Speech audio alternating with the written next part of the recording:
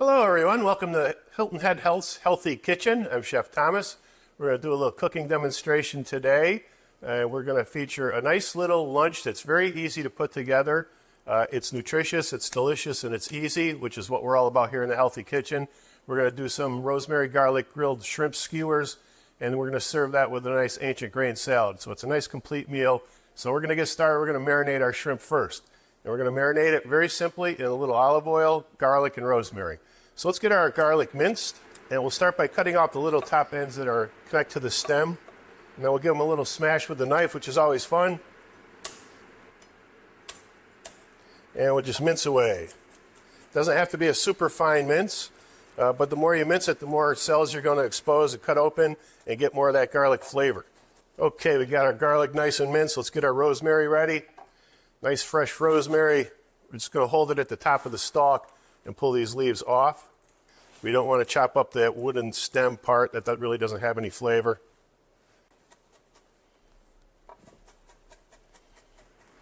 Okay, now it's time for the shrimp. When I marinate proteins, I like to do them in a plastic Ziploc bag. You get more flavor all around it. It's a little easier than doing it in a bowl or dish. So let's scoop our garlic and rosemary. Get all of this in the Ziploc bag. Some olive oil. The shrimp's not going to absorb the olive oil as it marinates, so you can be a little heavy-handed with that. It's not really going to hurt us. But this looks like a nice mixture. It's almost like a coarse pesto. So let's get our shrimp in there. We're going to do 4 shrimp. This is going to be lunch for one. And this is domestic wild-caught shrimp. Please support our domestic shrimp people and avoid that imported stuff. And if you have to get frozen imported shrimp, please read labels. They can oftentimes have a lot of junk in them, which we don't like. Be very high in sodium.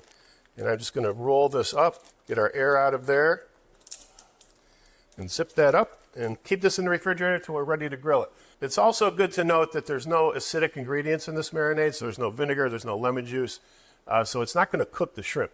Acids cook protein, which is what ceviche is, fish cooked in citrus juice, and it will cook that shrimp if you let it marinate long. This doesn't have any of that, so you can let that sit overnight, and it's going to get that good garlic rosemary flavor. So let's clean up our board and continue with our salad. Okay, our ancient grain salad. It's a really nice side dish because it has our quinoa, which is a really good source of complex carbohydrates. We call it a whole grain. It's technically not a grain. Grains are edible seeds from the grass family, and quinoa is indeed an edible seed, but it's not the grass family, so it's technically not a grain, but it looks like a grain. It acts like a grain, so we call it a grain. And it's also going to have a lot of nice vegetables in it. And we're going to cook everything on the grill today, which is kind of neat. You can do your whole lunch on the grill. So let's start with corn. We're going to grill corn, and we'll take this off the cob, and we're just going to throw this on the grill. Not going to put any oil or anything on it, just nice simple grilling. Let's get our asparagus ready while that cooks. And you want to see that nice green ring on the outside and a nice white on the inside. That tells you that's not lignin, so these all look good. So we're almost ready to go with the rest of our ingredients. So let's take another look at our corn. It looks beautiful. It's nice and charred all around, so we can take that off and put our asparagus on. Asparagus cooks a lot quicker than the corn, so we're just going to throw this on. Again, no oil. And we need 3/4 cup for our salad. So I don't want them piled on top of each other so they all get that nice char on them. So we'll leave those be. We're going to cut up some cherry tomatoes. And these are nice heirlooms, so we got some nice different colors in there. So we're going to cut them in half. And some of these are kind of big, so I'm going to cut these into quarters. And we want 3/4 cup of these as well. That's a little one, so we're just going to leave that in half. I like all these nice colors. Colors in fruits and vegetables are antioxidants, which prevent inflammation in us, so we want to eat all those colors. Eat the rainbow, as we say. Let's flip some of these asparagus over. They're getting a nice char on them. So we've got our quinoa. It's already cooked. To cook quinoa, it's simply 2 parts water, usually, to 1 part quinoa, which is pretty applicable to most grains. You just heat up the water, put the quinoa in, stir it up, lower it to a simmer, put a top on, and it will absorb all that water. You can also use broths and stocks to give it a little more flavor as well. You can season it up with a little garlic powder and onion powder. but we don't want all that interfering with the taste of our other ingredients today. So this is just plain old quinoa. So let's get that in our bowl. Let's get our cherry tomatoes.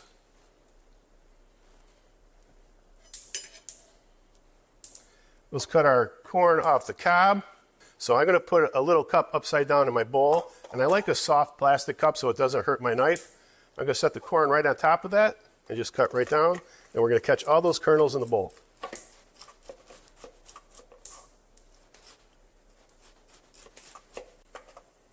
And we've got our 3/4 of a cup of corn, so we're going to go ahead and add that right in here. And let's check again on our asparagus. And we're going to dice this into small pieces. I want this to be about the same size as the corn. So we'll just line these up. Cut them into nice little bite-sized pieces.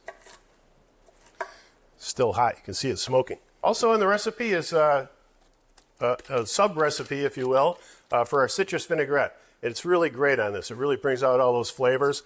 So we're going to dress our quinoa, corn, asparagus, and tomatoes. I'm just going to toss those. So we're going to let that set aside, and we're going to finish up with our shrimp. See how easy this is? We're going to have lunch in 10 minutes. So our shrimp has been soaking up all that beautiful garlic rosemary flavor. So we're going to put that on some skewers. Makes a really nice presentation. You can just grill it as it is, but I like to put it on skewers. So when I skewer my shrimp, I like to start up at the head and put it through the head part and then finish up by the tail so it's in a little horseshoe shape. And it's kind of the natural shape of the shrimp. So let's do 2 per skewer right through that head part and then the tail. And we'll throw this on the grill. So we'll do another skewer. So these 4 shrimp, each one are about 1 ounce. So it's going to be a nice serving of seafood. So we'll just let that cook through. We don't want to overcook it. You can use a meat thermometer and get it up to 145 degrees internal temperature, or it cooks relatively quick. So you want to see that color change from that grayish to a nice pinkish white, and it'll turn opaque. Again, we want about 145 degrees. I'm going to put this into the thickest part. Okay, let's make a nice little presentation for lunch. So we're going to put some arugula down on our plate. I love the peppery freshness of arugula.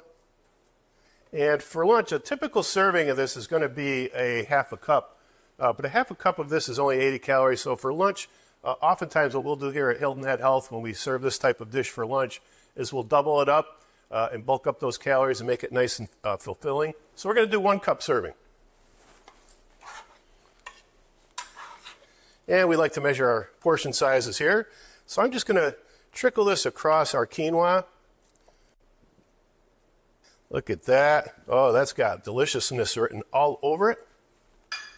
And we'll take our shrimp skewers. And there we have it.